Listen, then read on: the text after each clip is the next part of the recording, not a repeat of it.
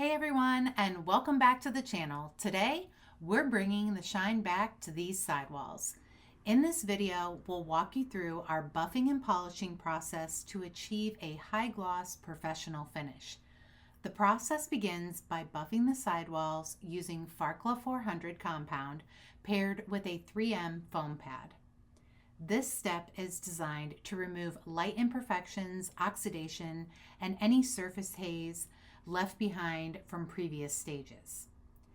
Using consistent pressure and controlled movements, the technician works section by section to ensure even correction across the entire sidewall. The combination of Farkla 400 and a foam pad allows for effective cutting while maintaining a smooth finish.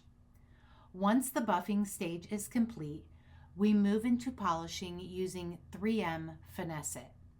This step enhances gloss, refines the surface, and removes any remaining micro scratches left from compounding.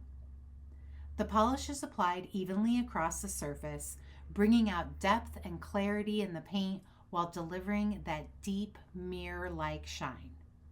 The result is a clean, polished finish that restores the full beauty of the RV's exterior. Stay tuned for more RV paint and detailing processes. Thank you for watching.